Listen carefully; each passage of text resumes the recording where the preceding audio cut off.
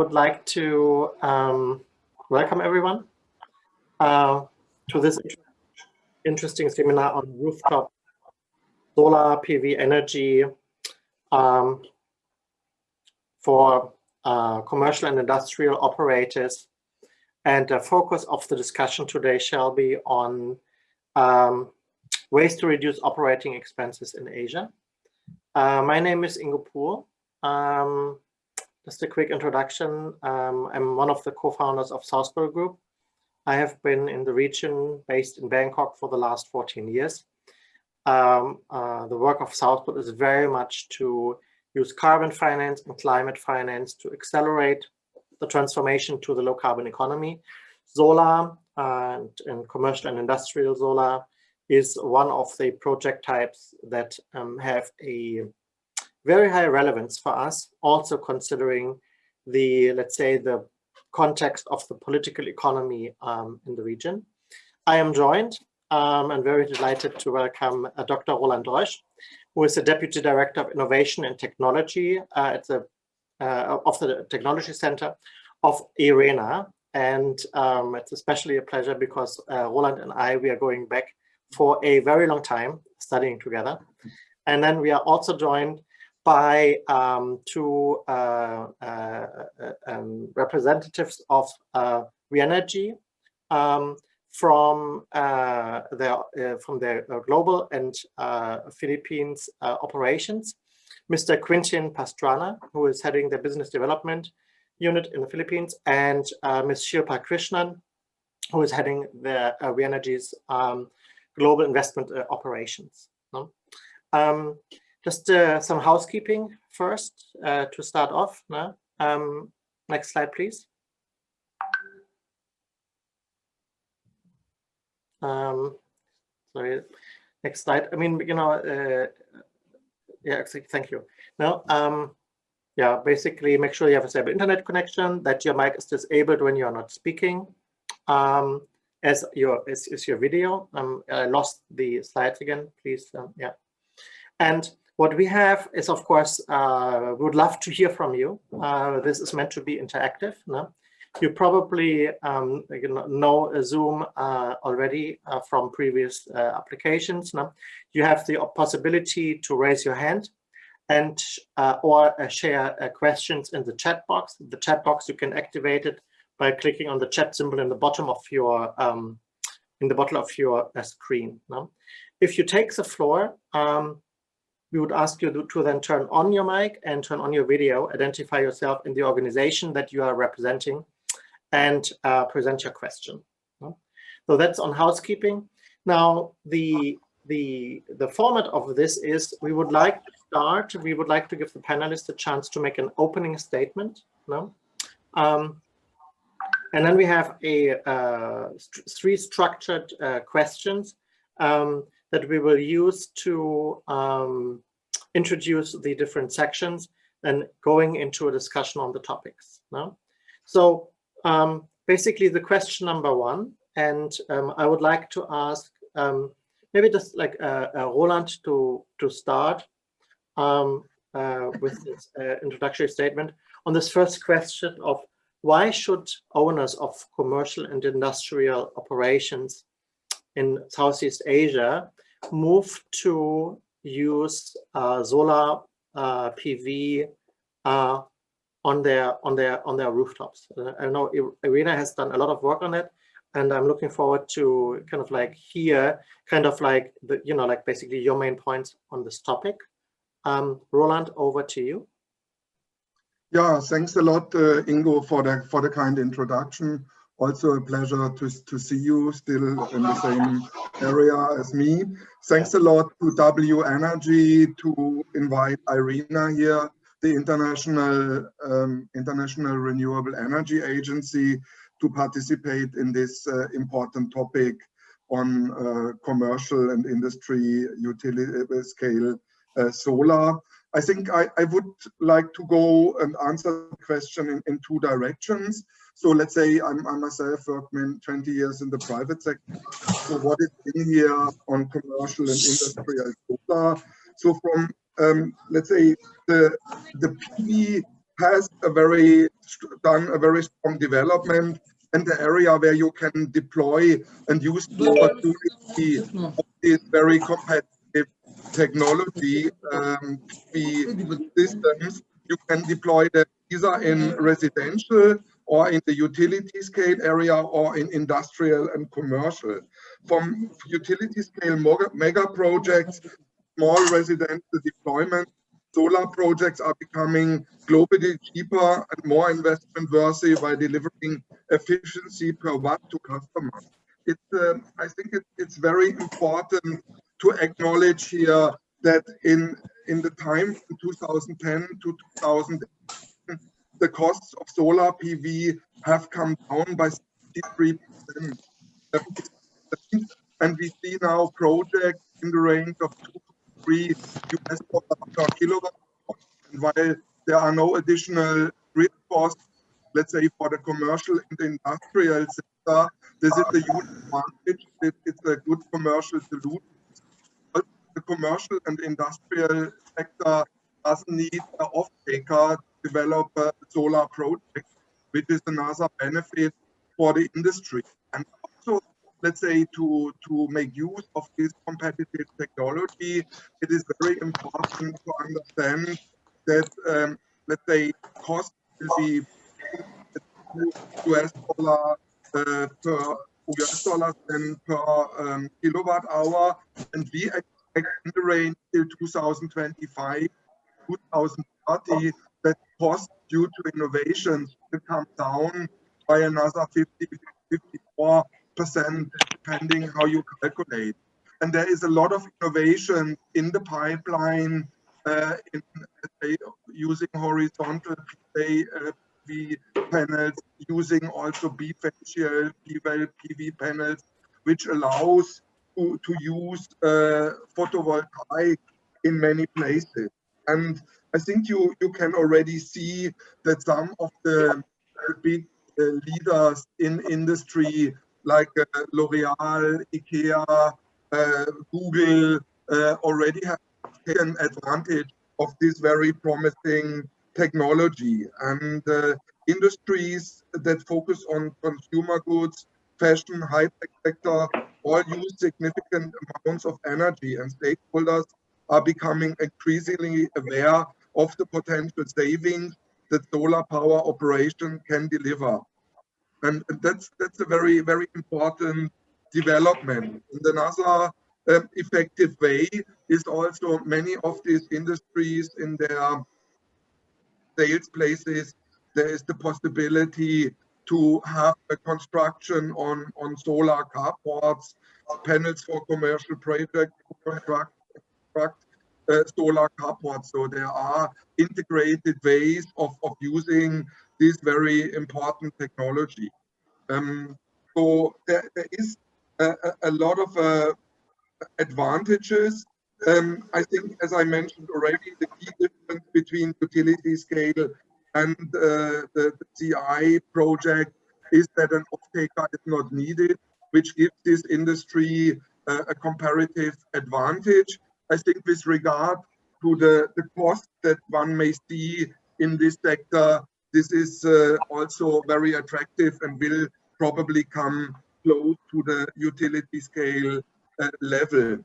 I would, let's say, the second part of statement, I would like to look at this from a perspective of the International Renewable Energy Agency. We are, let's say, funded by the German government, looking to the global solution to achieve the 2 degrees goal, or now meanwhile also the 1.5 degrees goal.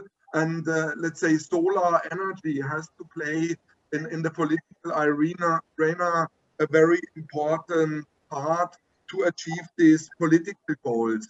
And of course, for corporate citizenship of all these multinational companies and commercial industries, they also have a role as corporate citizens globally to contribute to achieve this Paris target. And we are kind of launched just last year a solar roadmap, and this present report outlines the role of solar photovoltaic power in the transformation of the global energy system on IRENA climate resilient pathway to specifically grow in solar PV deployments that would be needed in the next 3 decades to achieve the Paris climate goals. And the solar PV industry would need to be prepared for such a significant growth in the market over the next 3 decades. In annual growth terms, an almost threefold rise in yearly solar PV capacity addition is needed by 2030. So to 270 gigawatt per year and a fourfold rise by 2050. So that means a 372 gigawatt per year compared to current levels, where we were at 94 gigawatts. So there is a tremendous growth in this industry expected also to achieve the political goals, and commercial and industrial solar has an important role to play here to take part of these investments. And as I said, this is also very attractive business model that will kind of create revenues for this industry. And this is better than any policy or any subsidy. It is important that there is a commercial approach to this technology. I think the solar industry is preparing for it, and commercial and industrial investors are needed to take their share for this important technology. Thank you. Back to Ingo. Thank you, Roland. I actually have some follow-up questions, but I will save them until we complete this first round. I would now like to give the floor to Shilpa, who I think will give us a kind of like also like her perspective on this question. Sure. Thanks a lot, Ingo, and thanks, Roland, for those interesting perspectives. So the question is, why should CNI businesses move to deployment of solar PV on their rooftops?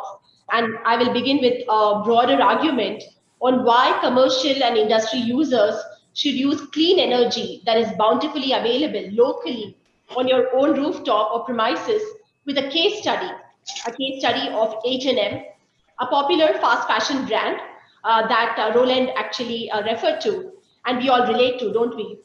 So for many decades, the fashion industry has been characterized by what is now known as a race to the bottom. Companies that can churn out collections in the shortest possible time at the lowest cost emerge as the winners. Today, the fashion industry is criticized to be one of the most polluting industries. And most of this pollution occurs at the supply chain, with making fibers, processing fabric, dyeing, etc., being highly energy and chemical intensive. And most of the supply chain for a majority of fast fashion brands is located in Asia.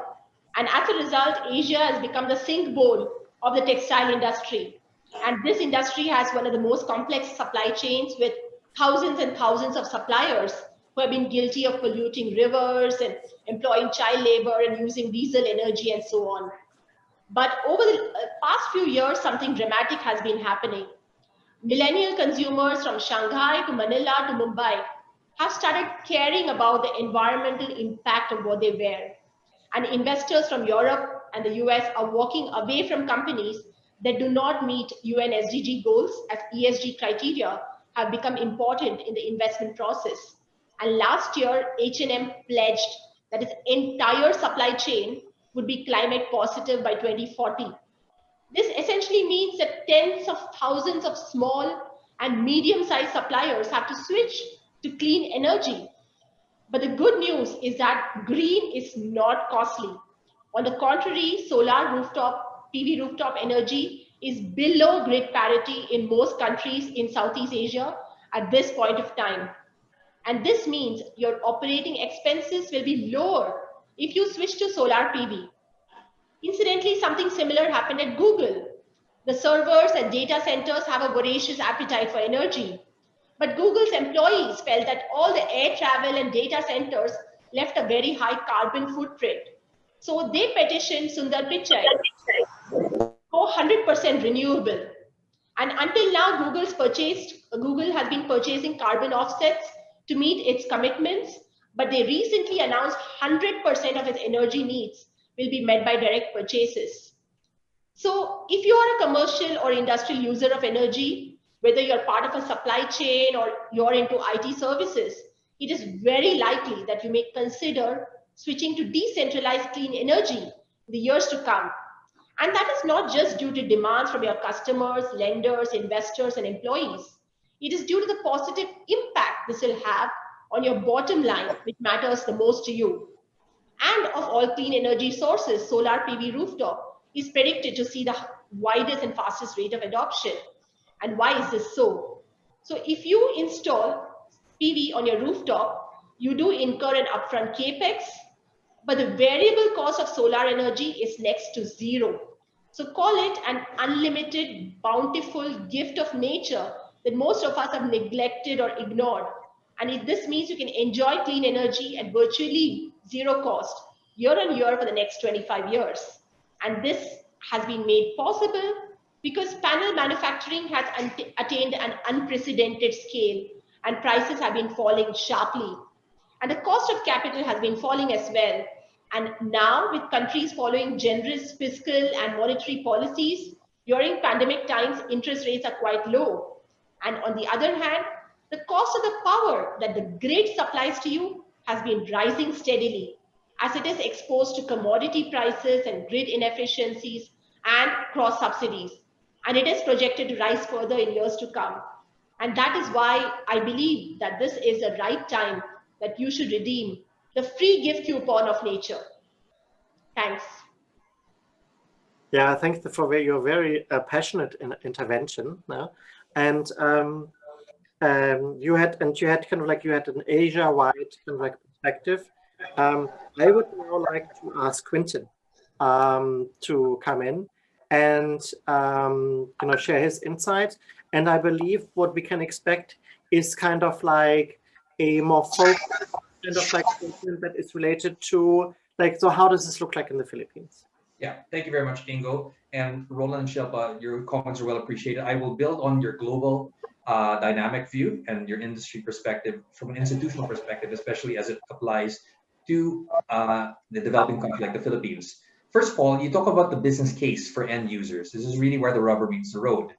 When you talk about institutionals like factories, warehouses, even farms or manufacturing centers, then what you're really looking at is reduction of cost so that your core investments and overhead go low and your profits go up. So the way we speak that language from a financial point of view, not just an engineering point of view, is that for our customers, we are expected to see from institutional customers internal rates of return on the double-digit level from around 12% to as high as over 20% for some of our customers.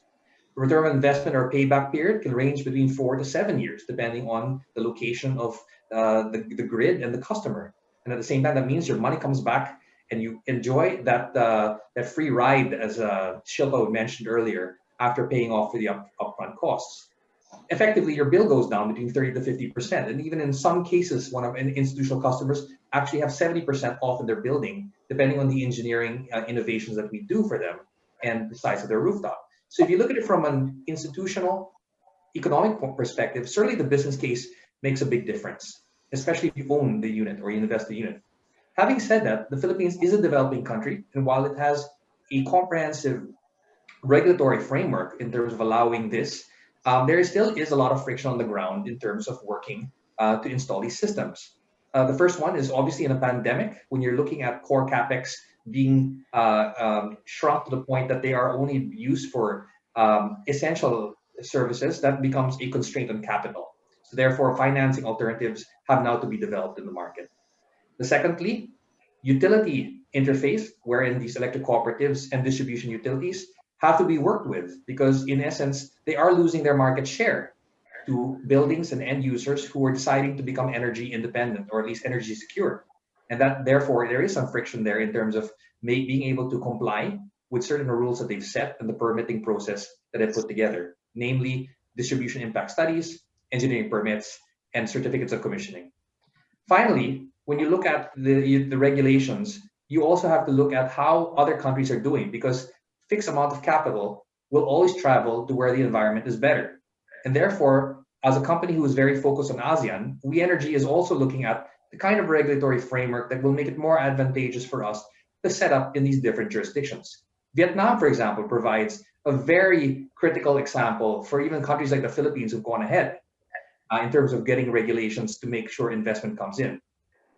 In Vietnam, for example, over the last few years, you've seen rapid growth from around 100 megawatts up to 5.7 gigawatts in the span of a few years. And that has a lot to do with the market size, but it also has to do a lot with the regulatory structure where there is a level playing field for every developer to come in, for institutions to contract power, and more importantly, for processes to come in very simply so that a power plant on your rooftop can be built within 2 to 3 months.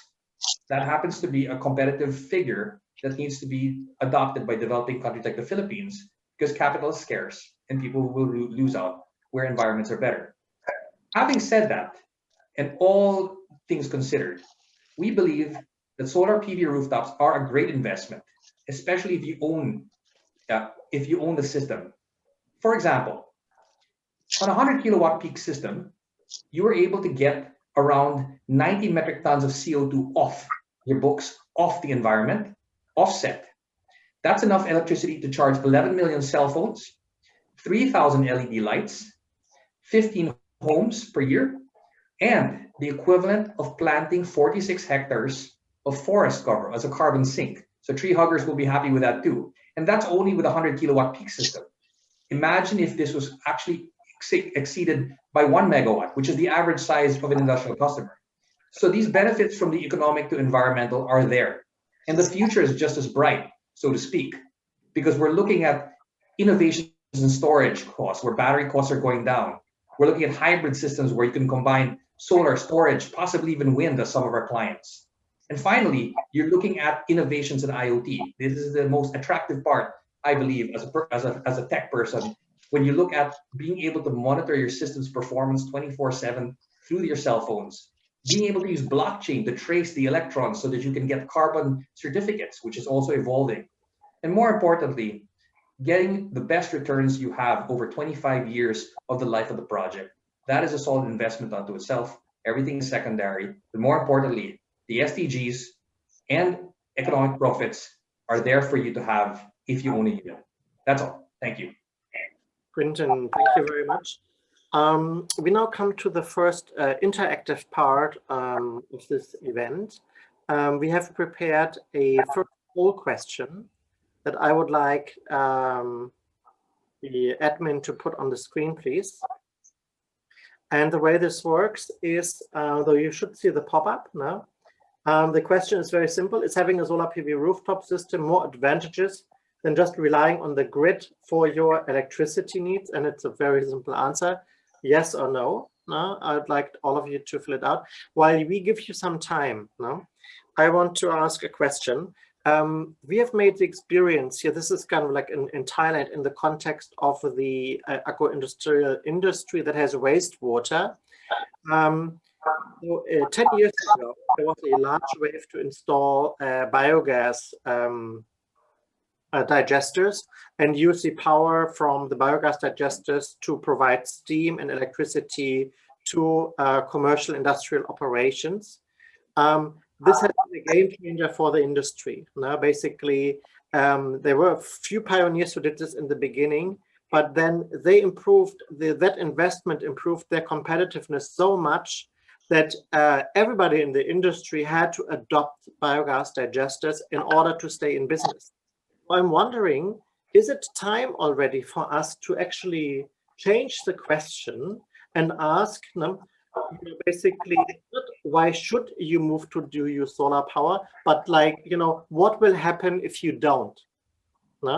And like maybe just a quick reaction from you, so what happens to those commercial and industrial operators that could do solar, but not do? So is that really kind of like, would it put them, in your view, at a significant disadvantage? Do they still have a valid reason to not do it? Maybe I can start with you, Shilpa, like talk a bit more from like a global perspective, and then Quintin and then Roland. Really quick statements. Sure. So the question is, do C&I customers really have a choice not to install solar PV, and would they exercise their choice? That choice?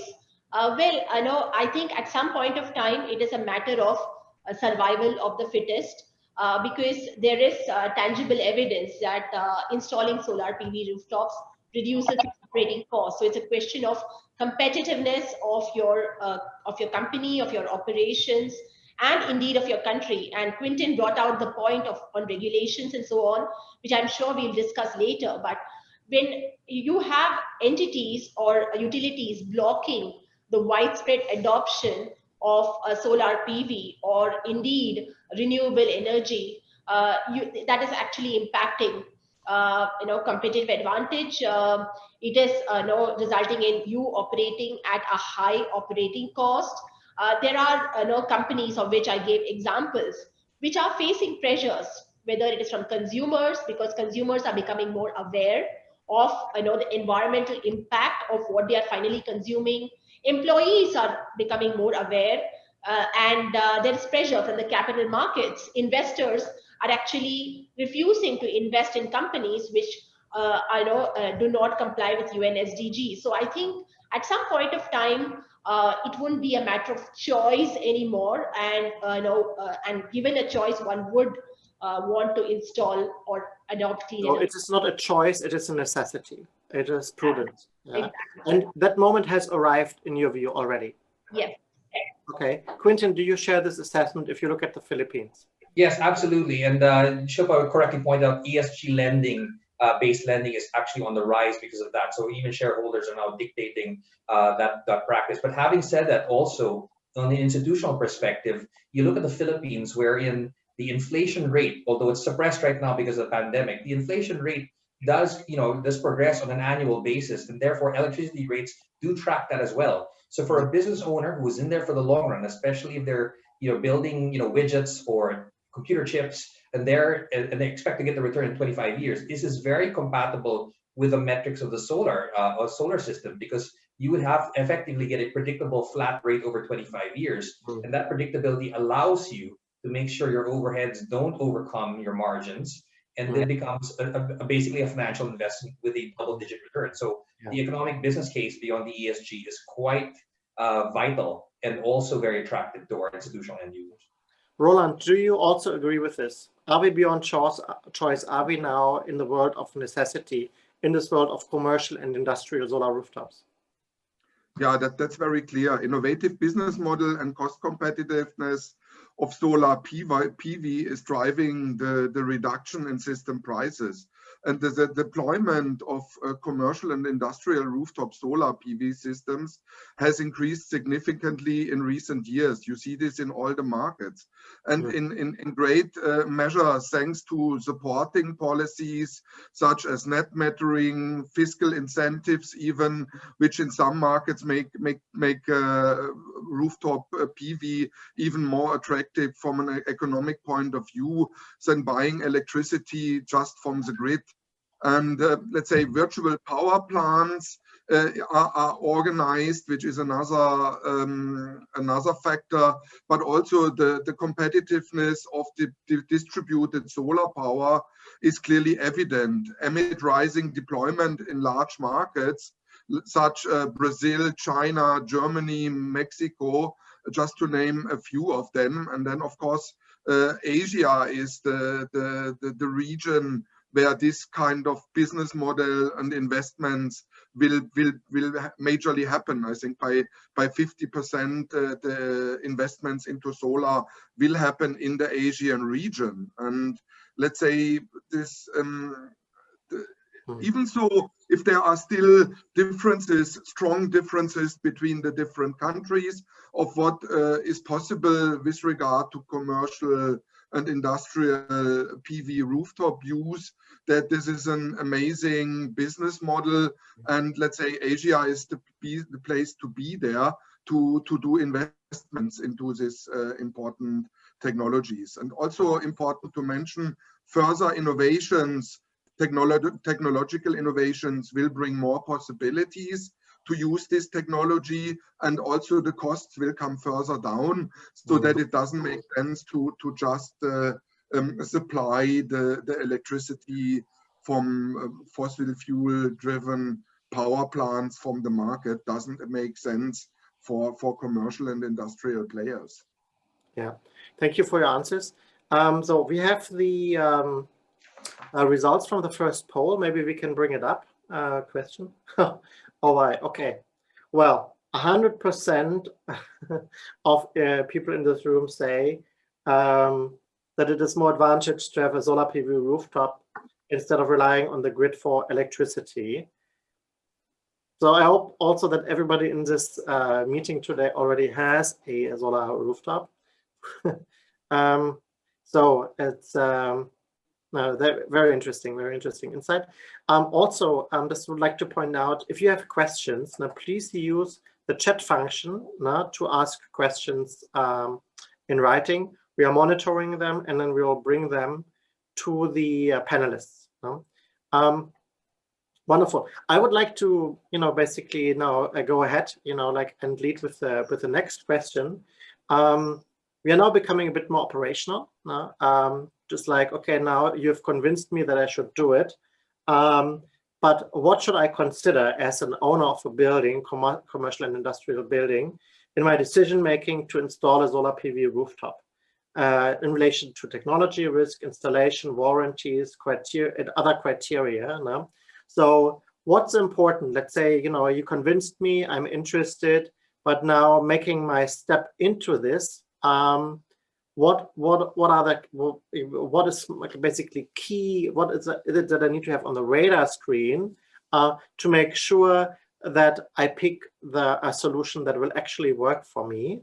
And I would like to start again with Roland on this question.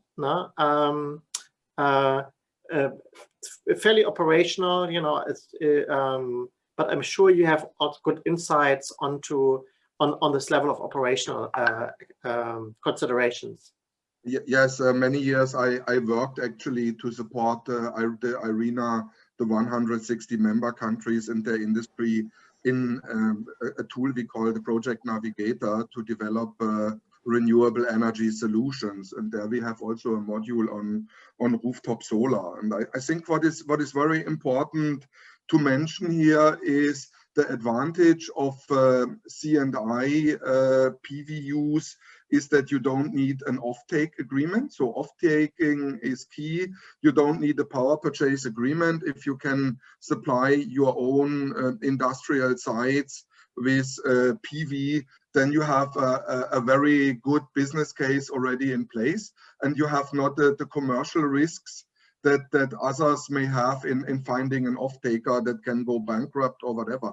Of course, a big player, a commercial player, can also get bankrupt, but I think if you believe in your own business, this may not be the main risk. And here it's very important to mention, let's say, also the financing of these solutions, to get project financing from banks with low off-taking risk is very attractive, and you will find a bank to finance, to give a credit or loan to finance your product. So very important to mention is here, and I have worked many years also with E.ON, a big European utility, in renewable energy project development. I think what the banks are after, if they finance your project, they want that you comply with certain standards. So they require certain standards. If you have the off-taker risk reduced, if you don't have the political risk in the country where you invest, and if you follow certain technological standards, then you can calculate with a business model your cash flows, and you will find a bank that invests into your commercial and industrial rooftop solar project. I don't see big risks here if you follow the standards. I think IRENA did a lot of work in looking of the importance of quality infrastructure in the country. So that means the system in which the standards are embedded, to have let's say, the infrastructure and the political support in the country to make renewable energy systems like solar PV long-lasting, then you have the best possibility for your investments. And I don't see technological risk, of course, but also political risk are limited in Asia. Yeah, I think the role of standards is absolutely important, because what you have is you have basically a commercial and industrial player. Let's say they're making textile. They know nothing about energy. They know nothing about solar power. No? So how do they know that they get quality? No? And that's why we have standards. No? It's to protect kind of like the consumer investor. No? So what are the relevant standards that an industrial roof owner needs to pay attention to? Does it govern the quality of the panel? Does it cover the quality of the installation? Like, where do standards come in, and like where to find good information on how do on answering this question on how do I get quality? You're asking me on this one? You, yes. Yeah. No, IRENA, I think is very aware of these problems. And in some of the member countries, we have seen ridiculous cases where low quality PV panels have been sold. And let's say that basically created a disaster. We, as an international renewable energy agency, we are interested that quality is installed and is long lasting. And that's why we developed a platform which we call Inspire. This is the International Property Rights and Standards platform. You find it under IRENA Inspire, and there you can find several informations. In the first place, you find out in your country where you want to invest, who is active and is trying to provide a quality infrastructure and is regulating the PV panels that are sold in the market. So this is the first information. Second information, we cooperate with the International Electrotechnical Commission, but also with the International Standards Organization, where we provide for a certain technology all information needed on standards, also standards that the bank require. You can basically do a search there in our database, and then you will get a link to ISO or ISC, where you then find the respective standard you have to follow with. This has been used by policymakers and by everyone who wants to learn about the quality infrastructure and the standard requirements in a certain country. I have to admit that the costs of downloading the standards are then not free, because it's linked with ISO and you have to pay some low fees to get the respective standards. But this is very important, and be aware, and I know this very well. I know this very well, that the banks and we have looked into the requirements of funding institution. What do they require to give a loan for a project? And they are aware of the technical standards and the requirements. And this is the first thing they check. They check if they give you a loan. And I think let's say at the end, it's maybe not so important what is the standard requirement in the country. It's the bank then that is demanding certain standards. And I think we could go now into the details, but it's too many. No, but I think that's already very good. Basically, I think you've given a really good introduction, and help people to kind of like make the next step, like to look for that information. But now onto you, Shilpa. What is WEnergy doing on this? How do you address quality, your customer concerns? What standards do you follow? How do you go about this? Sure. I know, frankly, I think Quintin, who is the guy who is directly in contact with the customer, would be able to provide a better perspective on this. So I will actually pass it on to him. Yeah, no worries. No, so just on the local level, obviously these are global standards, right? If you say tier 1, for example, any developer will be able to tell you that that's a global standard in terms of warranties and performance expectations for units, whether it be solar panels to inverters to the cabling and whatnot. But where you do get the local standards here, you have to triangulate it among 3 stakeholders. Number 1 is the Department of Energy does have an Energy Efficiency and Energy Power Industry Management Bureau. They do set the standards in terms of what is acceptable, even down to the household appliances. So that's available on their website and their division. The Energy Regulatory Commission, on the other hand, also provides the guidelines for installation of solar rooftops. In fact, they have a process called a certificate of commissioning from everything from a large power plant to a small rooftop, wherein you have to specify the kind of panels, the brands, the output, the performance ratio, the depreciation. Those things are all taken into as an application, a fairly straightforward application.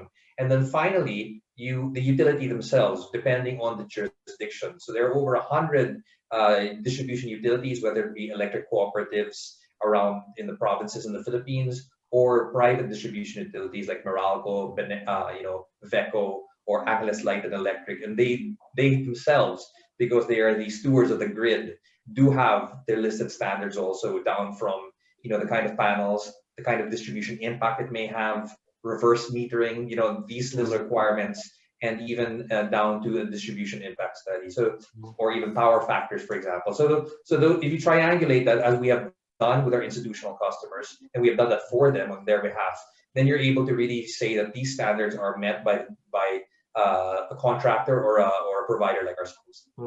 Thank you. I would now like for the next poll question to go up. And then while everybody has a chance to come up with the answer, the question is, why is owning a solar PV system more advantageous than a lease or a power purchase agreement? So while you have some time to answer this question, we have a very now lively chat with questions and actually answers going on. So I encourage all of you to follow it. I have a question actually that comes from one of those questions, is to Quintin.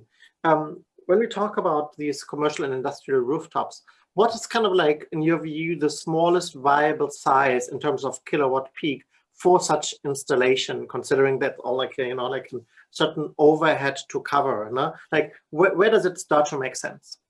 Yeah, thanks, Ingo. It all depends on the purpose, right? I mean, that at the end of the day, some institutional clients will want an environmental compliance, or they also want it for the marketing. But it's, in essence, we would only advise them to do something if it made sense in terms of actual savings and internal rate of return. So certainly a threshold having a double-digit internal rate of return, whether it be as low as 10% or 11%, it's certainly better than investing in a depressed market or having your treasury bring it in a bond, for example, that only yields around 5 to 7 to 9%. In fact, the bond rate in the Philippines, last I checked this morning, is at 2.9%. So certainly the relative returns are going to be taken into account in favor of putting your solar rooftop.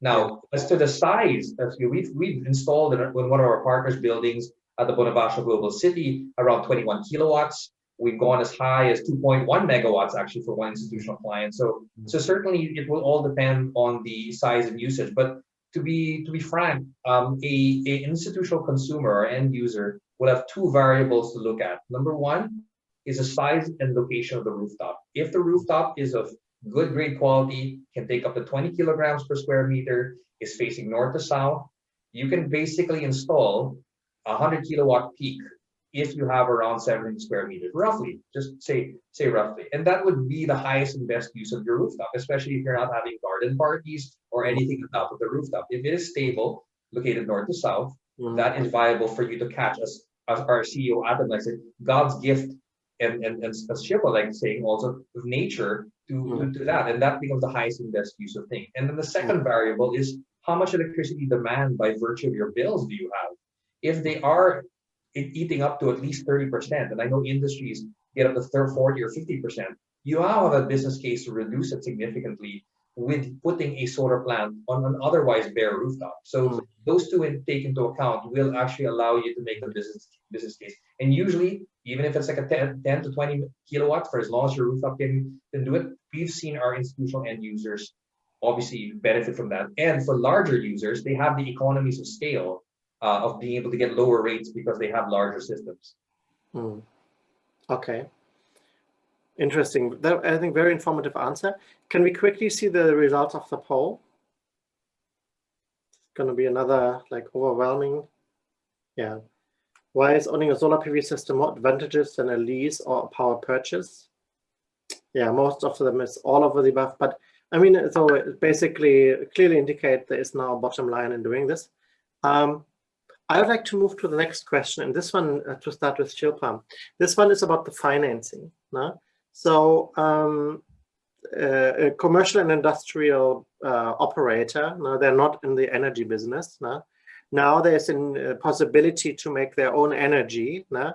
But there might be a reluctance, kind of like to take, like the on-balance sheet budget finance, no?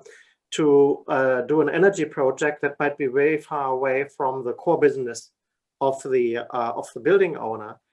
So what options are there for building owners to finance their solar PV on their own roof? Sure. So I think what we have discussed so far is self-financed or self-owned kind of models. And you're right that there may be several customers who have other priorities for the use of their cash flows and prefer to use borrowed funds for financing their solar rooftop. So such customers can borrow funds from the bank. This would typically be a collateralized loan on their balance sheet, and typically for 70% of the cost. Several financial institutions also offer lease to own, which is essentially a financial lease for 3 to 5 years with a transfer of the ownership of the asset to the customer at the end of the lease period. So a lease is like 100% short-term financing. And banks typically, as you're aware, enjoy lower cost of funds because of their current and savings deposits. So funds borrowed from the bank typically would reduce the weighted cost of capital for the customer. And as a result, the equity IRR for the customer actually improves significantly if they are able to access cheap bank funds. And several banks and financial institutions in Southeast Asia are open to tying up for facilitating such loans, which is akin to financing companies tying up with car dealers to offer consumer loans. But there are several companies, though, imagine the tier 3 suppliers of fashion garments, smaller processing, manufacturing firms, that in many parts of Asia, notably Myanmar, do not have access to competitive sources of funds or find the borrowing process too onerous or time-consuming. For such companies, the manufacturers and suppliers of solar PV rooftops are stepping in to provide funding. And this could be either a bank model, which is 70% funding, or which is on the customer's balance sheet, or it could be the financial institution model of lease to own, which is essentially 100%, but short-term funding. But the other means of funding, which I also want to highlight, and many large companies, Googles, Amazons, and Apples, are aiming to enter into long-term power purchase agreements with renewable energy companies. And many of these private PPAs, like Roland mentioned, are not on-site or even off-site, and they could be increasingly virtual PPAs, and the power plant could be located literally anywhere. And this is how companies are able to procure clean energy from competitive sources. So think about a PPA as a contract where the customer only pays for the power contracted, which is akin to 100% financing. And this area has attracted a lot of interest from private equity, impact investment firms, and banks. And many players have raised funds to finance PPA-led corporate purchases of clean energy. Quintin, to you, in the Philippines, can you maybe walk us through the financial structure of a transaction that you have done, and also the second is, how accepted is it now in the financial sector to put financing into commercial and industrial solar PV? Is it like everybody is doing that? Is it only a few specialized players who are doing this? Yeah, thanks, Ingo. I mean, I'll take the second question first.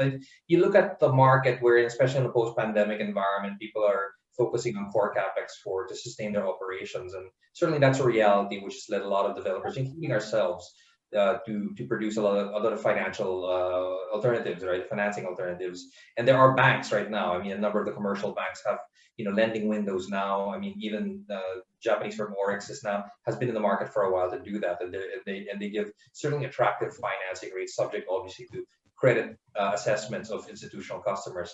Now, having said that, I move back to the first question, which is, when taking it to a financial transaction, we want to be a thought partner and also an honest broker to our clients. And to be fair and to be frank, the best alternative and the best option to use in engaging a solar firm is to find a way to buy the unit and to invest in it, because that is where the investment returns come in. And as I mentioned, you have from the low double digits to the high double digits, depending on the location of your plant or the size of your rooftop and the available rate from the grid. That would still be the most advantageous that we would offer, because at the end of the day, by owning the unit, it's a risk-reward rate. You take the risk, you get most of the reward. If you go through a loan, depending on the cost of debt, I mean, you could actually improve the internal rate of return, especially with a short-term loan. That is something that also we're willing to provide. But having said that, the ownership plus a lease to own model seems to be the most advantageous, is the most advantageous. And the PPA models, as Shilpa mentioned, can really be more from a larger scale perspective, as long as regulations allow. But from an institutional end user perspective, you don't get much of an advantage except for a slight discount on your rate, which effectively does not translate into a good investment return, because the energy provider actually ends up owning the risk and therefore gets more of the reward. So we go back to ownership as being the best option for our clients. Yeah.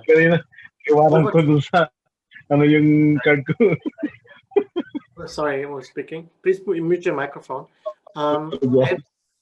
To Roland, do you have data and insight on specifically the financing for commercial and industrial rooftops?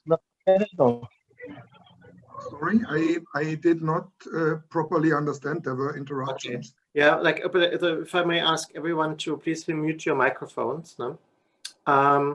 And my question, Roland, to you is, do you have insights and data on the financing of commercial and industrial solar rooftops around the world? Like, is it largely basically owner financed?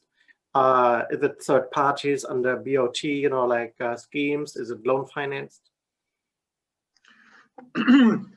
We have limited data there, and we did a study on cost of distributed energy and rooftop solar in 2017-18, and of course the big multi commercial industry, they let's say with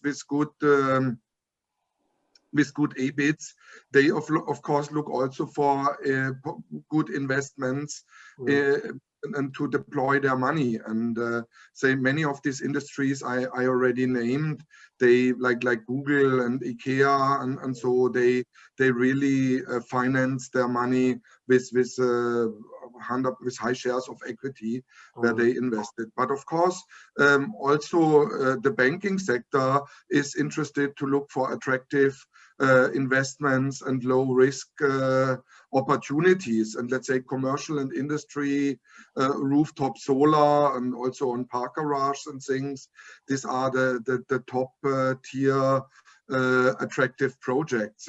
So depending on the country, if you are in a country where there are not let's say political risks are seen, and this is in many countries in Asia the case, then it is very attractive also for the bank to finance. But I have not really, I cannot give you now a concrete share.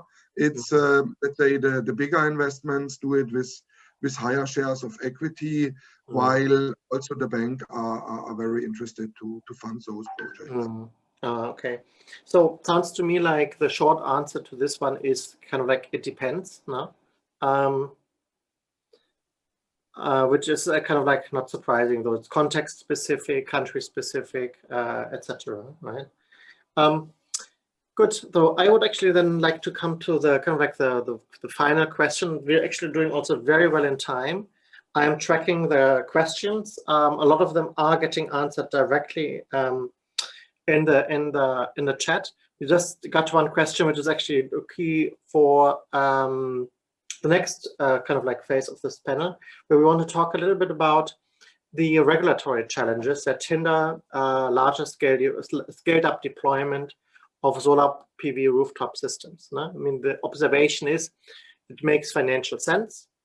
Money is available, but there is still only a very small percentage of the potential installations is being developed. No? That means there must be other barriers or hurdles to scaling up. No?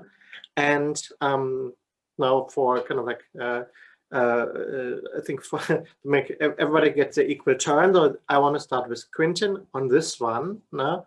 What are your observations on the kind of like the regulatory barriers and challenges that get in the way of a more accelerated scale up? Like let's start on the country level and let's work up to the more global level as we're looking for answers on that question. Yeah, thanks, Ingo. I think if you look at the potential, it's certainly immense and transformative. And where the deterrent is really when you start applying for these permits, right? I mean, everybody knows that in any utility, there is a certain fixed amount of megawatts that they're competing for in the franchise, or they have a natural monopoly of. Now that tends to get eroded when a business owner decides to take matters into their own hands and become energy independent to the extent that their rooftops will allow. So that is the reality. So having said that, facing the threat of market share, when the law was written, the Electric Power Industry Reform Act, and it's implementing rules and regulations, you had some watering down of provisions. Number one, net metering, which is such a staple in Japan and Germany, for example, or even Europe, where you can export your electricity to the grid, regardless of the size, and get a fair return from it. That is only allowed up to 99 kilowatts in the Philippines. So that's already a artificial deterrent for households or industries to be able to aggregate and scale up to sell their power back to the grid. So that's the first one. That's a deterrent. Now the second one is actually in terms of the implementation itself. At any given time, depending on the utility you work with, you're going to have to get everything from an engineering permit, a distribution impact study, a reverse metering device. Depending on how many meters you have, you also have to get a lot of these inspections, power factor adjustments. I mean, those things are variable, but there certainly are deterrents to actually implementing them faster. Having said that, we're able to overcome that because in the learning curve of things, we're able to work directly with local governments and the utilities to understand exactly where the resistance is. And once that resistance is overcome, and we basically flowcharted this process to a science, we now are able to get those permits much faster. Having said that, those permitting processes do tend to extend the implementation delay by about a month or two, depending on how resistant the utility is.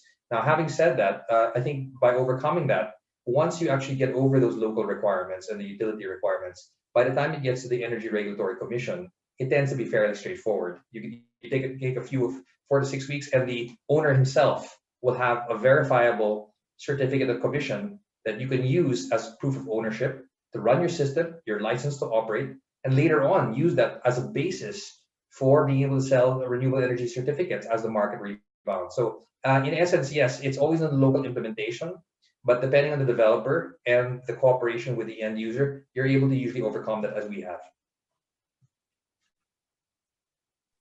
Okay. Shilpa, over to you. Now let's take it into a bit larger context now beyond the Philippines. Yeah. Sure. So here's my take on regulations. Just like Turkeys do not celebrate Christmas or Thanksgiving for that matter, the incumbent utility is not going to be happy that the largest and most profitable customers, the CNI customers, would meet a significant part of their electricity through their own production.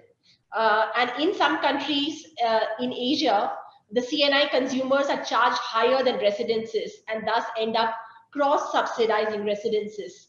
So for most utilities, it is a meatiest part of the consumer mix.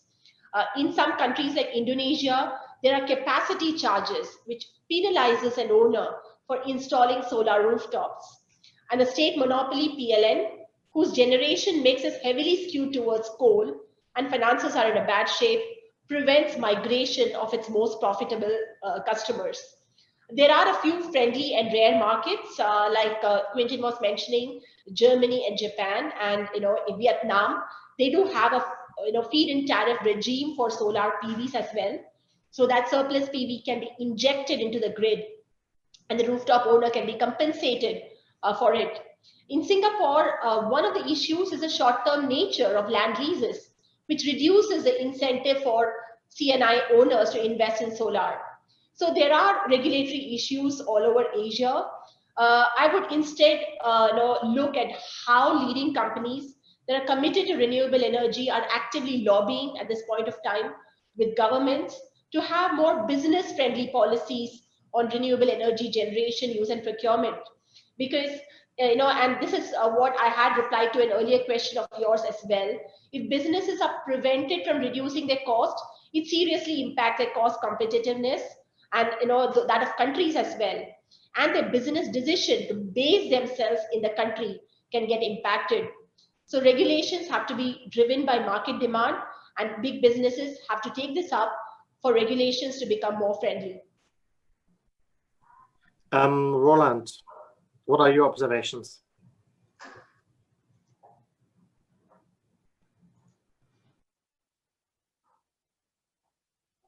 Sorry, I have one point I would like to make, because there was a very interesting question here in the chat where somebody says, how does it make sense to follow certain standards for the technology while installers are of a low quality? And I think this is a very important point, because you have to look in a broader sense in how do you make sure that a quality infrastructure is implemented in the country. And IRENA did a lot of work here in what needs to happen to make and set up a quality infrastructure. And of course, the Ministry of Energy and the regulatory agency of a country have a very important role to play here to make sure that the construction of PV power stations are observed. And this, of course, has relations to production of components,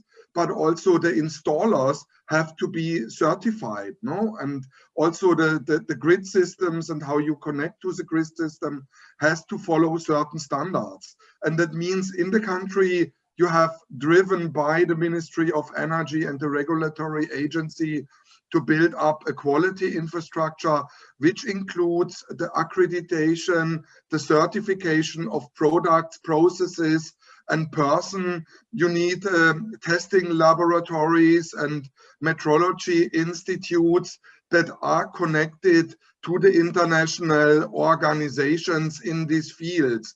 So I already mentioned ISO and ISC, and that these standards are globally connected, because the banks also follow these standards. And then let's say it is important that bankability assessments minimize the risks of midlife failure. So valid renown certifications, track record of company and modules, quality of manufacturing facilities, and also warranty conditions. All these parts are substantially important to make sure this commercial and industrial investments into rooftop solar and into solar in general works out very well. And this is a thing where IRENA, of course, works with governments together to support them to set up these quality infrastructure systems. Sorry, yeah. You can hear me? Yeah. Yeah. Thank you for that. I actually, on these observations, is like what Shilpa said, and also Quintin, is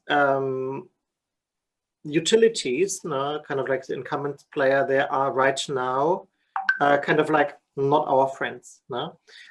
Sometimes also for, one valid reason is, of course, kind of like, we are kind of like eating their lunch by, but also I think some for justified reasons, because the increasing share of these of commercial and industrial roofs, they kind of like, let's say, interfere with how utilities are used to operate the power grid. That's why they don't like solar electrons during the daytime, when the load that they have to manage and the peak demand for power is in the morning hours or in the evening hours when there's no sunshine. I want to maybe just talk a little bit about our own experience in that space. So we did a very big study for the Children Investment Fund Foundation about 4 years ago, was an assignment that was triggered by the Macron Initiative for Accelerated Climate Action on pathways to accelerate the renewable energy transformation in Southeast Asia. Reason why is Southeast Asia is seen as a hotspot for inaction. We still have increases of carbon intensity in the economy, the highest in the world actually, where others are already reducing. And so our analysis basically became very much, was not a technical financial analysis at the end, but it was a political economic analysis about changing.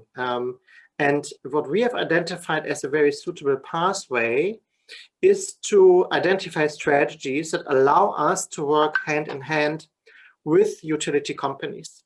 And the game changer, in our view, is the integration of grid operation, solar generation, and storage through the intermediary of electric mobility.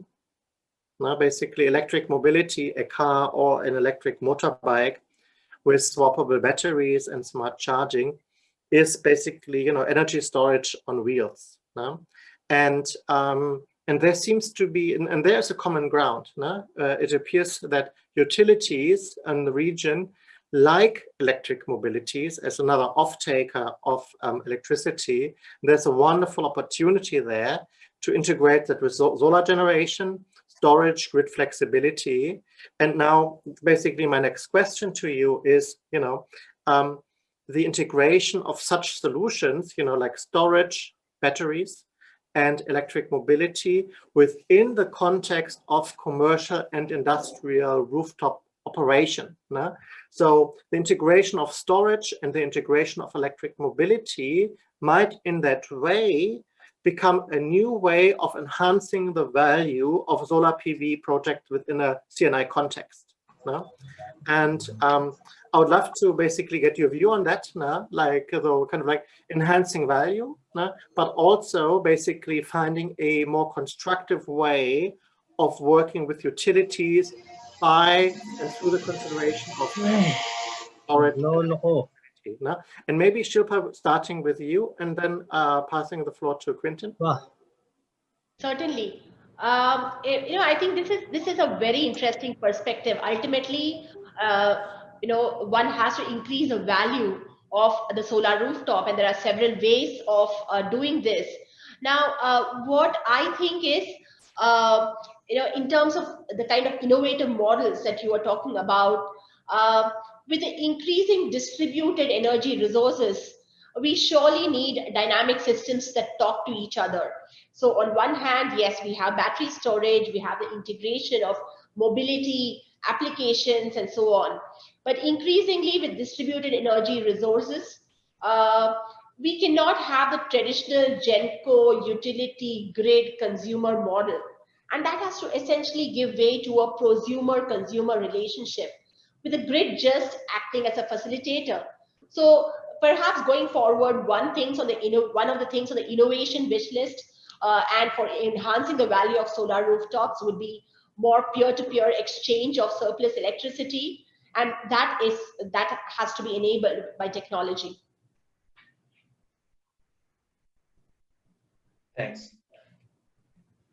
So Ingo, I'll step in, and well, first of all, I just want to give a shout out and greet Ms. Vivian Nang and the management team of the Astoria Hotels Group, one of our potential clients, and just thanks for your interest, and really we hope to be working with you soon. Now on to the answer to the question. When you look at the future, this is what excites me as a tech geek, is that you're not looking at the hardware anymore just in terms of the solar panels, the inverters, the cabling, the AC/DC conversion, and then getting down to the harmonics of your appliances. You're really getting to, as Shilpa mentioned, systems communicating to each other for as long as the regulations allow. And I think if you had a contiguous property, for example, you were able to connect these systems together, that is when the exciting distributed generation within a compound can happen. For example, we've demonstrated that already in our large-scale microgrid in Puerto Princesa, Palau, and Sabang, where it's not rooftop for sure, but it is an integrated system where we do have a ground-mounted solar with 5,440 panels, It's integrated with battery, Tesla battery, a large-scale battery, and also biodiesel generators. And that is supplying an entire village of over 550 connections and 2 major hotels. Now that, if you look at that concept and apply that to a smaller area like a rooftop, you can see that that integrated approach can happen for as long as the unit economics works for the business owner. At the end of the day, it has to make economic sense for the business owner. And as our CEO Adam likes to say, that you look at the cost of battery going down 50 to 70% of what it is right now in the next few years, that's going to make battery parity a definitely game changer, especially if you're an industrial user that is in a remote area where the grid is not stable, where you have certifications to be made. You're dealing with the food products. Like we have a client down south that at the end of the day has to make sure they produce their sardines correctly and within EU standards. Those are important. So that's where battery solutions can come in. That's where integrated IoT-based responsive systems come in, so that you're able to produce seamlessly and that the systems communicate with each other across factories. That's quite exciting for us down the road. And so we know that battery applications will work, especially when the grid rates are high, but we can still see that already in urban centers as battery costs go lower. And also, Roland, on this convergence between electric mobility, storage, solar generation, and grid management, I'm sure that IRENA has done some exciting research around that. I think, of course, I'm working also on the innovative solutions. And let's say you said the utility may be a competitor to commercial and industrial PV installations. I think, of course, that depends on the different countries and also the role of policymakers and the regulators. So this is in each country different. But what I have to say for the defense of the utilities, let's say if everybody kind of installs his PV solar system and optimizes his own situation, then the utility, of course, has to deal with this and connect the things. So there is a tendency to do more distributed energy, and let's say the utility has to deal with the challenges. And let's say depending on the level and the shares of renewable energies you come, and especially PV, with not bringing inertia into the system, has some challenges here. So the utility has to deal with this, and let's say that sometimes may lead to suboptimal solutions. And IRENA actually did some work on innovative solution of integrated grid solutions. And I think Ingo, you made the point here. Let's say the integrated thinking and how commercial and industrial solar can be integrated into the market design, into the creation of business model, and also how the regulator operates the system is a key thing. And we just launched an innovation landscape report a year ago, which it's very welcome, this report, also by leading utilities and industries that have to deal with these challenges. In looking into integrated solution is indeed the track forward to make sure that we come to 100% renewable energy systems. And I just mentioned, so we outlined 30 innovations which are either in place or which are in the pipeline, and let's say digitalization approaches, Internet of Things to deal with high amounts of data, but also, let's say, selling into the market through cryptocurrency is part of the solutions which create challenges for the regulator here. But I think in the next years we will see more of these integrated solutions which will help to stabilize the systems and will provide also this integrated business models with rooftop solar, park garage solar in combination with charging stations, providing the opportunity also here to connect the mobile storage into the system. That has some challenging requirements, and I cannot go here into the details, but I think solutions are on the run for this. And you say it's really this integrating solutions of market design, regulation, enabling technologies like storage, heating, cooling systems, and on top of this, then the operation modes of the utilities in how to play this all together. Thank you. I would like to now ask for the poll question number 3, maybe to put this up. And while the participants can then answer make their choice. The question is on solar and battery storage, is it viable? Yes with modifications, and no. Please answer. And while you're answering, I would like to go in kind of like the final round, ask, a closing remark is, where will we be in 5 years from now? Like just a brush stroke, 1 minute, kind of like this commercial and industrial rooftop space in the Philippines, in the region, and globally. Quintin, Shilpa, Roland, like just where will you be in 5 years in the Philippines with that? Okay, let me start. I think we see in 5 years, especially with technology advancements and more empowered customers, that we will see very independent institutional end users that are able to take control of their operating costs and invest more in the country, because they're able to reduce costs and increase margins, and after investors to do more. And that's from an institutional perspective. From even a household perspective and a commercial perspective, it's the same metric.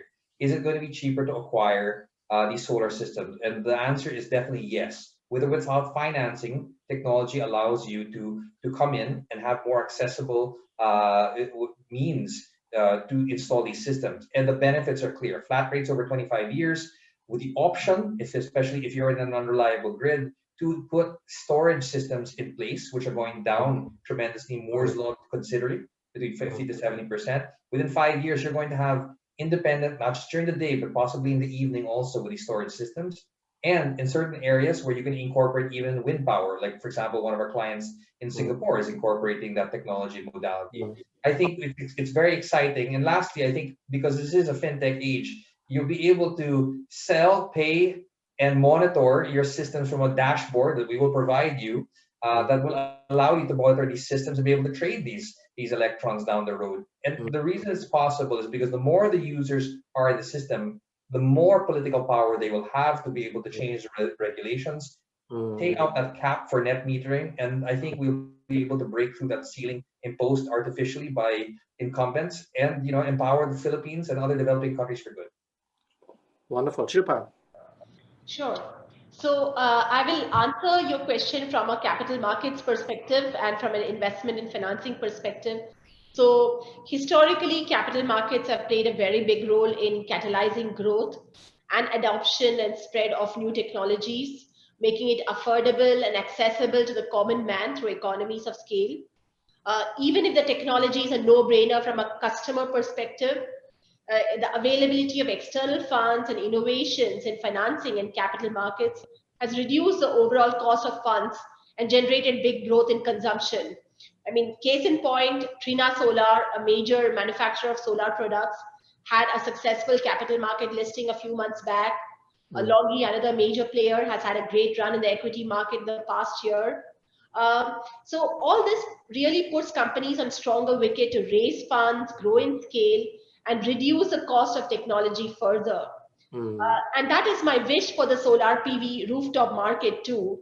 And my prognosis going forward is the increasing popularity of green bonds, for example, green finance, environmental impact bonds, and so on, which enables companies to disintermediate and raise funds to be able to finance solar rooftops in a bigger way in Asia. Wonderful. Roland, exciting times ahead. Unmute yourself. Yeah. I think what I see is globally, and of course Asia is geopolitically the big playing ground for all kind of renewables in the years to come, let's say from offshore to solar to wind onshore and other renewables will have a place in Asia. Big investments will take place, and I think it's important to say there is manifold solutions to do things, and the energy sector transformation is politically taken serious. Also now China announced to go to zero emissions till 2060, which is kind of tracking a lot of directions. And let's say if we speak about commercial and industrial solar, we have to see the investments from the commercial and industrial sectors are important. There is a possibility to make a lot of money because investments are attractive in business models, but we also have to understand the traditional solutions are not, let's say, one-dimensional. So only to look into PV and rooftop PV or utility scale PV and combine this then with battery is not anymore the way forward, because we are entering into the second stage of the energy sector transformation. And that means it is not anymore only about power. There are more bigger shares of electrification coming along, and even more important, hydrogen production and linking the power system with the cheap power production together with the other sectors, heating, cooling, the mobility sector, but also with the industrial sector. And an other important energy carrier, differently than electrification, is coming into play. There's a lot of discussion going on with regard to hydrogen and green hydrogen production, which is adding flexibility to the systems, which adds flexibility to the operation of systems and mobilizes the possibilities to decarbonize the other sectors, to have alternative fuel types. And all this thing, let's say, needs to be considered in a political setup of what to be done.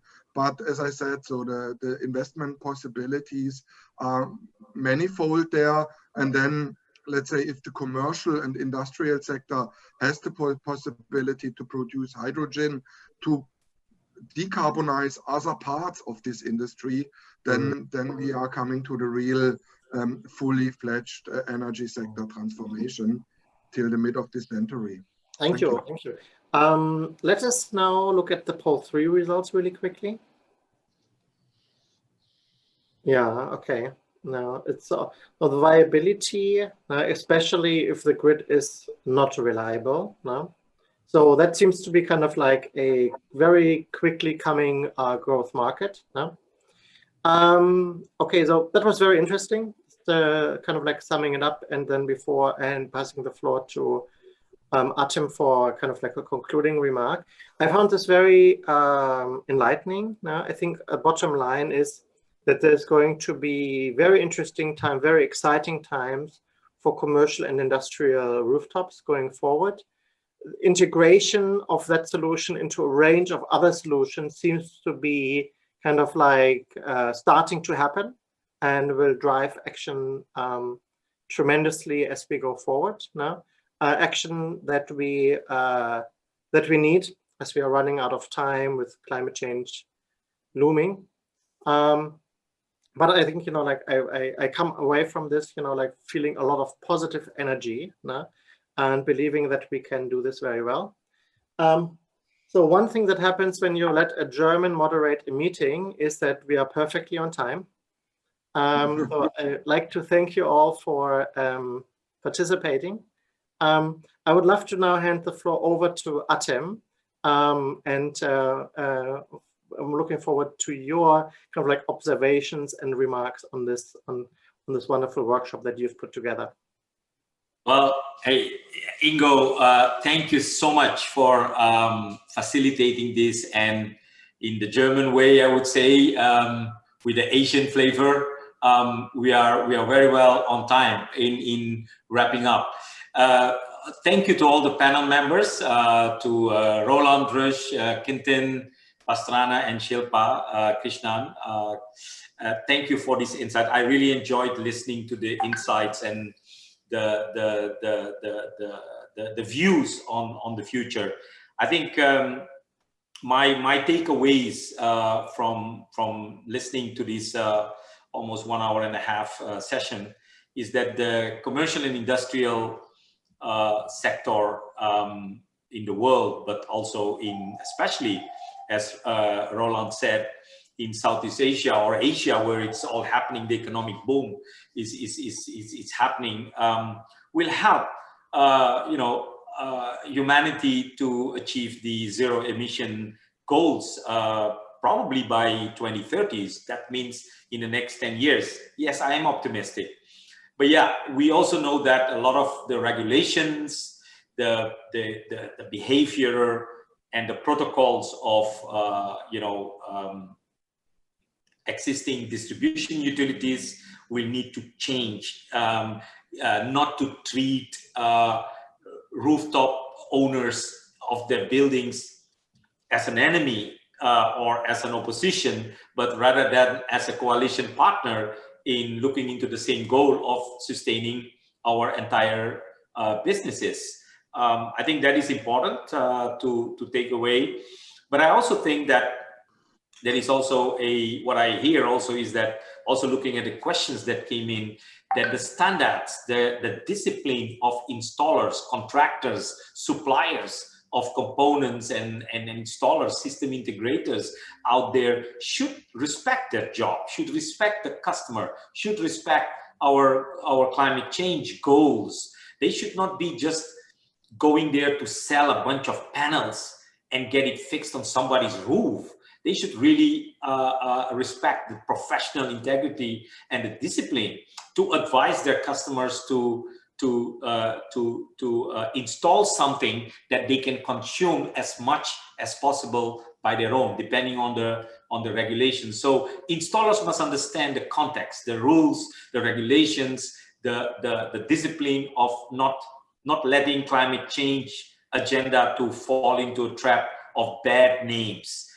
We see that too often we see that systems are being installed, batteries are being put in place, and after 6 months, nothing works. You see that at the level of solar home systems, all the way to microgrids and even rooftop, where some things don't work anymore.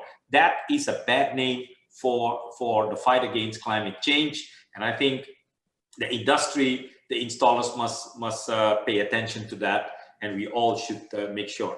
I also think that in this part of the world, looking into employment, especially employment after COVID-19 hit many of the Southeast Asian countries in a very, very hard way, I think the renewable energy industry is probably one of the quickest one to facilitate with the right rules and regulations and the standards to fly in this region, to make sure that capital, technology, and the actors in the game can play the game in such a way that it leads to not only the fight against climate change, but also the fight against poverty, against creating jobs for people in this sector.